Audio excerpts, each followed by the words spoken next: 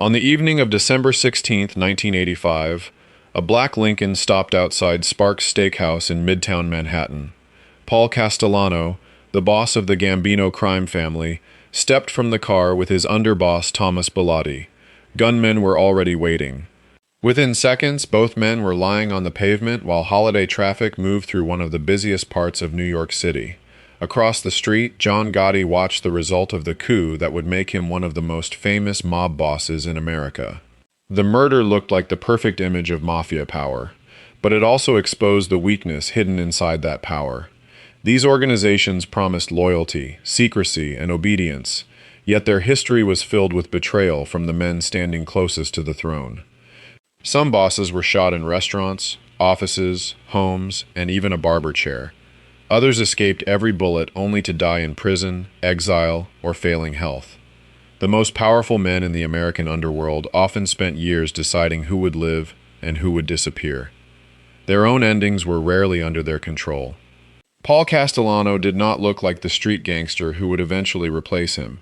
He preferred tailored suits, business meetings, and a large mansion on Staten Island that reflected the wealth of the Gambino family. Castellano was related by marriage and blood to Carlo Gambino, the quiet boss who had dominated the family for years. When Gambino's health declined, he chose Castellano to succeed him instead of the more traditional street faction led by underboss Agnello Della Croce. That decision created a fault line inside one of the most powerful criminal organizations in the country. Castellano tried to run the family more like a corporation than a neighborhood gang. His interest reached into construction, trucking, unions, meat distribution, and other businesses alongside traditional rackets. But federal investigators were also learning how to attack Mafia leadership as an organized criminal enterprise. By the mid-1980s, Castellano was under enormous legal pressure from federal cases involving racketeering and the Mafia Commission. Inside his own family, John Gotti and several allies feared that Castellano might move against them over drug dealing and other violations of internal rules. Della Croce had helped restrain the conflict while he was alive. When Della Croce died of cancer in December 1985, the restraint disappeared. Castellano's decision not to attend Della Croce's wake intensified the anger of Gotti's faction. Gotti, Frank DeCicco, Salvatore Gravano, and other conspirators moved toward a direct takeover. A dinner meeting at Sparks Steakhouse gave them the opportunity. On December 16th, Castellano arrived with Thomas Bilotti, who had become his new underboss. The shooters approached as the two men left their car. Castellano and Bilotti were killed in a burst of gunfire in full public view. Gotti and Gravano were nearby and later drove past the scene to confirm the result. No dramatic courtroom verdict removed Castellano from power. His own organization did. The assassination immediately cleared the path for Gotti to become Gambino boss. But the public nature of the killing also guaranteed intense law enforcement attention. The man who ordered Castellano's death would eventually be convicted partly because one of the conspirators sitting beside him that night chose to cooperate with the government. Castellano's murder was not only the end of one boss, it was the beginning of the final chapter for the boss who replaced him. Decades before Castellano fell on a Manhattan street, Al Capone had shown America what a celebrity gangster could look like. Capone was born in Brooklyn in 1899 and entered street gang life while still young. He later moved to Chicago, where Prohibition created a criminal market worth fortunes. Under Johnny Torrio, Capone learned how bootlegging, gambling, prostitution, bribery, and protection rackets could be combined into an empire. When Torrio stepped away after surviving an assassination attempt, Capone became the dominant figure in the Chicago outfit. He was still in his 20s. Capone cultivated politicians, intimidated rivals, and made himself impossible for the press to ignore. Gang warfare in Chicago helped turn him into a national symbol of Prohibition-era crime. The 1929 St. Valentine's Day Massacre, in which 7 members or associates of the Bugs Moran organization were killed, became permanently associated with Capone's name, even though he was in Florida, and no one was convicted for ordering the attack. The publicity made him more famous, but it also made him a political problem that authorities could no longer tolerate. Federal investigators eventually found a weapon more effective than trying to prove the murders surrounding his organization. They followed the money. Capone was convicted of federal tax evasion in 1931 and sentenced to 11 years in prison. He served time in Atlanta and later at Alcatraz, where the image of the untouchable Chicago boss steadily collapsed. Capone was suffering from neurosyphilis, a late consequence of an infection that had damaged his nervous system and mind. His physical and mental condition deteriorated badly during imprisonment. He was released in 1939 after serving more than 7 years. The man who had once commanded a criminal empire returned to private life incapable of reclaiming his old authority. He received treatment in Baltimore and then lived largely secluded with his family at his estate on Palm Island, Florida. By the mid-1940s, physicians concluded that his mental abilities had severely declined. In January 1947, Capone suffered a stroke and developed pneumonia. He died on January 25 at the age of 48. No rival gunman reached him. No jury sentenced him to die. The most famous gangster of the Prohibition era survived the wars that made his name, only to spend his final years diminished by disease. The contrast became one of the strangest endings in American crime history. Capone had built his legend on the appearance of absolute control. His final years showed how completely that control could disappear. Joe Masseria's ending was closer to the classic image of a mafia execution, although later retellings added details that are difficult to prove. Giuseppe Masseria became one of the dominant Italian underworld bosses in New York during the late 1920s. He was widely known as Joe the Boss. His organization included younger criminals who would eventually reshape American organized crime, including Lucky Luciano and Vito Genovese. Masseria's main rival was Salvatore Maranzano, another Sicilian boss who was building his own power in New York. Their conflict became known as the Castellano War. The fighting was not a romantic war between two armies. It was a sequence of murders, shifting loyalties, fear, and business losses that made younger mobsters increasingly impatient with both old bosses. Luciano and others concluded that Masseria had become an obstacle to their survival and ambitions. They opened secret contacts with Maranzano's side. On April 15, 1931, Masseria went to a restaurant in Coney Island for a meal and a card game. Luciano was associated with the meeting, but the precise sequence of events has been reshaped by decades of gangland storytelling. What is certain is that gunmen entered the restaurant and shot Masseria repeatedly. He died beside the table where he had been playing cards. A famous crime scene photograph helped freeze the murder into Mafia folklore. Later stories placed an ace of spades in his hand as a symbol of death. Historical accounts caution that the card was probably staged or became exaggerated in later retellings. The important fact was not the card, it was the betrayal. Masseria had surrounded himself with men whose futures depended on him, and some of those same men decided their futures would be better without him. His death effectively ended one side of the Castellano War. Maranzano emerged as the immediate winner. For a brief moment, it appeared that removing Masseria had finally brought order to New York's underworld. But the men who had betrayed Masseria had not suddenly become loyal to Maranzano. They had learned how efficiently a boss could be removed. Within months, they would use the lesson again. Salvatore Maranzano survived Masseria by less than 5 months. After the war, Maranzano reorganized the New York Mafia into 5 major families and tried to place himself above the other bosses. Accounts often describe him adopting the position of capo di tutti capi, or boss of bosses. To younger leaders such as Luciano, the title looked like a return to the same centralized power they had just destroyed. Maranzano also distrusted Luciano and the men around him.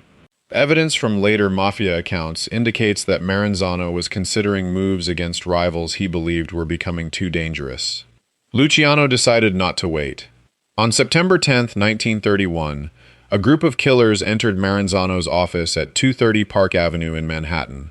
Witness and informant accounts differ over the exact number of attackers and some details of the operation. The men reportedly used the appearance of government agents to get past the outer office. Inside, Maranzano was attacked with knives and gunfire. He died in the office from which he had tried to control the new order. The murder removed the last major old-style rival standing above Luciano's coalition. Luciano did not simply claim Maranzano's title for himself. Instead, He helped create a national system built around cooperation among powerful families and a governing body that became known as the Commission. The idea was not peaceful in any ordinary sense. The organization still used murder, extortion, corruption, and fear, but the structure was designed to reduce the kind of open succession war that had just consumed New York. Maranzano's death therefore became more than another gangland killing. It marked a transition between generations of Mafia leadership. He had defeated Masseria and briefly appeared to stand at the top of the entire New York underworld. 5 months later, he was dead because the men beneath him refused to accept another supreme boss. Power had changed hands twice in the same year through assassination. The new system that followed would shape American organized crime for decades. And the man most closely associated with that system would meet a very different end. Charles Lucky Luciano survived enough violence that his nickname seemed almost like a summary of his life. Born Salvatore Lucania in Sicily, he came to the United States as a child and grew up in New York. By the Prohibition era, Luciano had become part of a younger generation that treated organized crime less like a neighborhood feud and more like a national business. He worked with Italian and Jewish criminal partners, including Meyer Lansky and Benjamin Siegel, in ways that challenged older ethnic boundaries in the underworld. Luciano was connected to the conspiracies that removed both Masseria and Maranzano in 1931. After those killings, he became one of the central architects of the modern American Mafia structure. The Commission gave major families a forum to settle disputes and coordinate interests without recognizing a permanent boss of bosses. For a time, Luciano seemed to have solved the problem that had killed the men before him. Then prosecutor Thomas E. Dewey attacked him through a different kind of case. In 1936, Luciano was convicted on compulsory prostitution charges and received a sentence of 30 to 50 years in New York State Prison. Even behind bars, he retained enormous prestige in the underworld. During the Second World War, government officials sought cooperation from organized crime figures in protecting the New York waterfront from sabotage and labor disruption. Luciano's role in that wartime cooperation later became part of the argument for clemency. In 1946, Governor Dewey commuted his sentence on the condition that Luciano be deported. Luciano returned to Italy, but soon traveled to Cuba, where he met with major American underworld figures. Pressure from the United States helped force the Cuban government to send him back to Italy. From then on, Luciano lived under Italian police scrutiny and could not simply return to the country where he had built his power. His influence continued, but distance and changing leadership gradually reduced his direct control. On January 26, 1962, Luciano went to the Naples airport to meet a producer interested in telling his life story.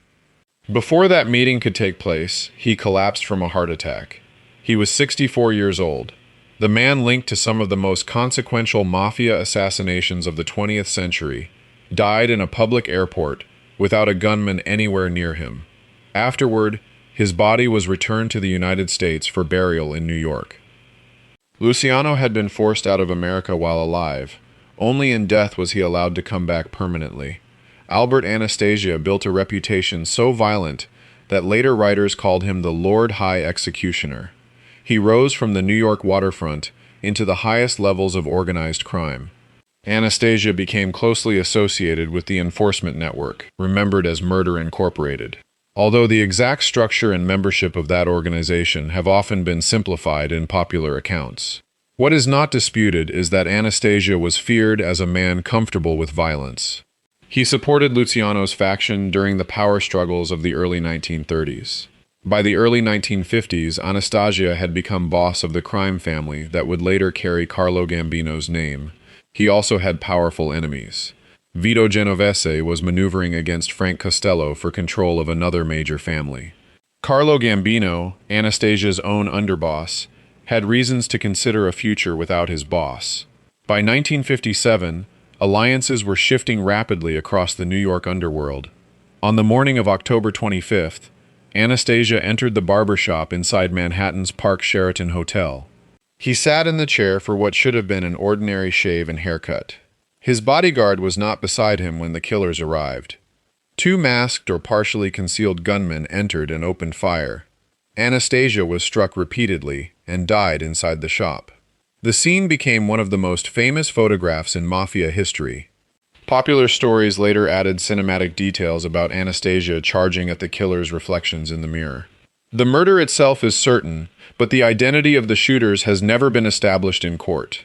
Many historical accounts connect the plot to the ambitions of Vito Genovese and Carlo Gambino. Within the underworld, the result mattered more than public proof. Anastasia was gone. Gambino rose to lead the family. Genovese moved closer to the power he had spent years trying to seize. The killing demonstrated the central contradiction of Mafia leadership. A boss could command crews of armed men and still become most vulnerable during the few moments when he behaved like an ordinary person. Anastasia had survived the waterfront, gang wars, investigations, and decades of enemies. He died sitting in a barber chair in a luxury hotel. Vito Genovese spent years pursuing power and finally reached the top just as his own decisions began to expose the Mafia to the country. Genovese had been a trusted associate of Luciano and served as his underboss after the reorganization of 1931.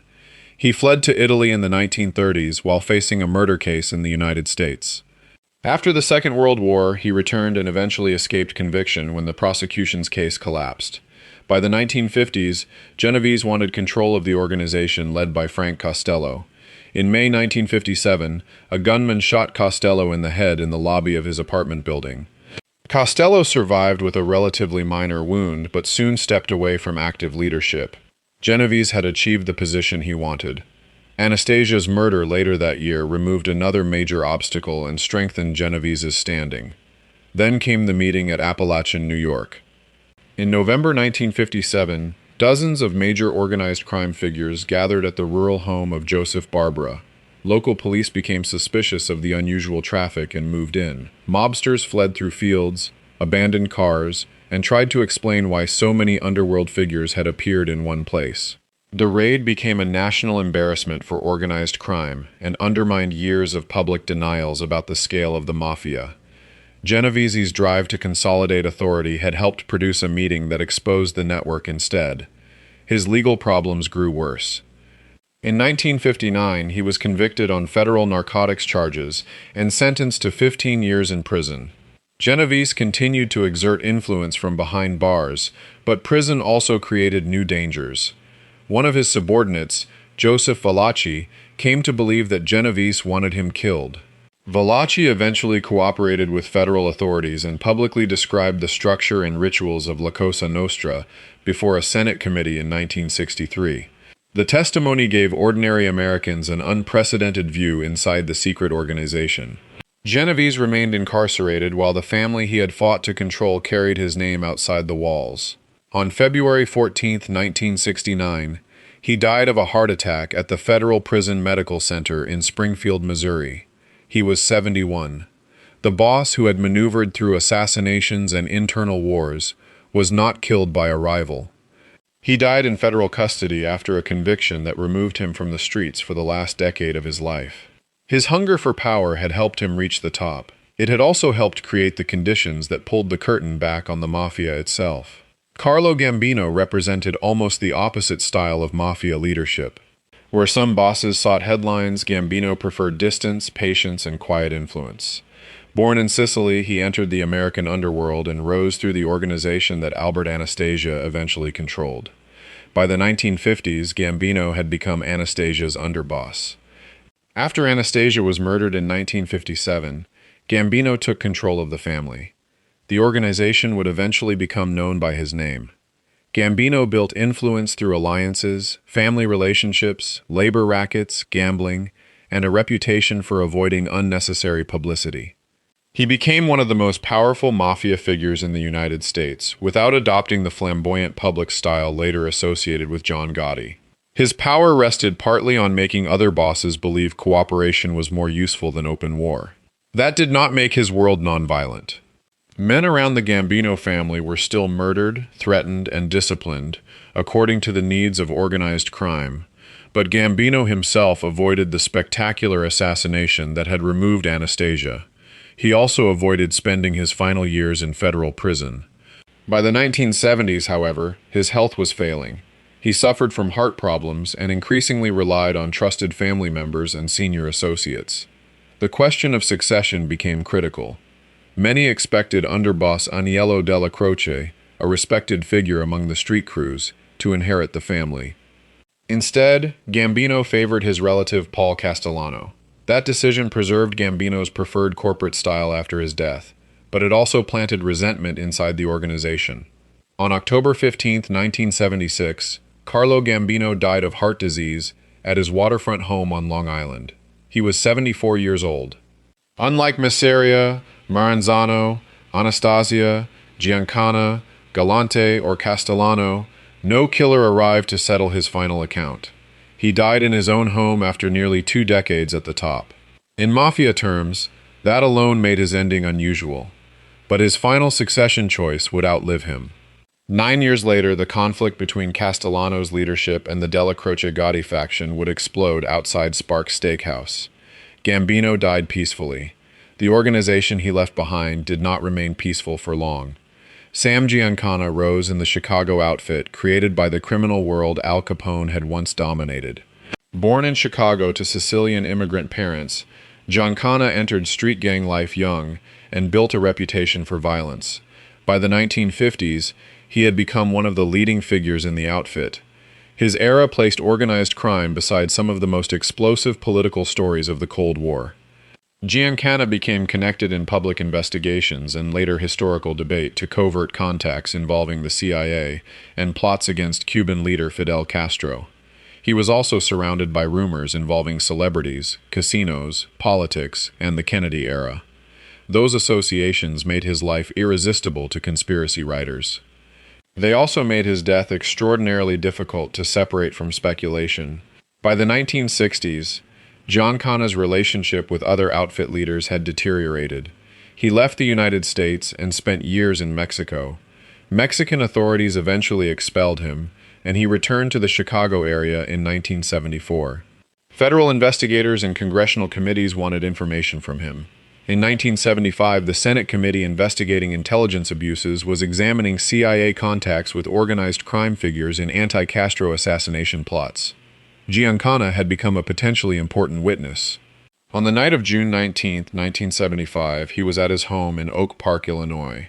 He went into the basement kitchen and appears to have been preparing food for himself or someone he knew. The killer was able to get close without forcing a dramatic entry. Giancana was shot repeatedly in the head and neck with a small caliber weapon. He died in the basement of his own home. The murder has never been officially solved. The timing immediately generated theories involving the Mafia, the CIA, Cuba, and the possibility that someone feared what Giancana might say. None of those theories has produced a definitive public solution accepted by investigators and historians. The most careful conclusion is also the least cinematic. Giancana was murdered by someone who could approach him closely, and the identity and motive remain uncertain. The uncertainty became part of the story because his life had intersected with too many secrets. A man who had spent years inside organizations built on silence died just as powerful institutions wanted him to talk. That coincidence guaranteed that his murder would never remain only a murder. Joe Colombo discovered that public visibility could create power and danger at the same time. Colombo became boss of the crime family that now bears his name during the 1960s. Unlike older dons who preferred shadows, he moved aggressively into public activism. He founded the Italian-American Civil Rights League and argued that Italian Americans were being unfairly stereotyped as criminals. The campaign attracted large crowds and national media attention. It also made Colombo far more visible than a traditional mafia boss was supposed to be. His public rallies placed organized crime, ethnicity, politics, and celebrity in the same frame. Inside the underworld, that visibility created tension. The Colombo family was already dealing with enemies and internal rivalries. On June 28, 1971, Colombo attended a major Unity Day rally at Columbus Circle in Manhattan. A man named Jerome Johnson approached while posing as a photographer. Johnson shot Colombo at close range. Almost immediately, another gunman shot and killed Johnson. The second shooter was never conclusively identified. Colombo survived the attack, but survival did not mean recovery. The bullets left him severely disabled, largely paralyzed, and unable to return to his former life. For years, he remained at home under constant care. The attack produced theories involving rival mobsters, internal family conflict, and other possible conspiracies. Investigators never produced a complete public explanation for why Johnson acted or who killed him seconds later. Colombo lived for nearly 7 more years. In May 1978, his health deteriorated and he was hospitalized. He died on May 22nd at the age of 54. The official cause was cardiac arrest related to the injuries he had suffered in 1971. His ending, therefore, did not fit the usual language of a gangland hit. He was not killed instantly at the rally. He survived long enough for the consequences of the shooting to become a 7-year sentence of their own. The boss, who had deliberately stepped into television cameras and mass politics, spent his final years almost entirely removed from public life. His death was delayed, but the attack at Columbus Circle had effectively ended his reign in a matter of seconds. Carmine Galante did not believe in keeping a low profile. Known as the Cigar, he had a long record of violence and narcotics activity, and became one of the most feared figures connected to the Bonanno family. Galante had spent years in federal prison before returning to New York in the 1970s. He then moved aggressively to expand his influence, especially in the heroin trade. His ambition frightened other mafia leaders as well as rivals inside his own organization. Galante behaved increasingly like a man who expected other bosses to accept his dominance. That was a dangerous position in a system created partly to prevent any single boss from becoming supreme. By 1979, opposition to Galante had hardened. Later federal organized crime cases described the commission as approving his murder.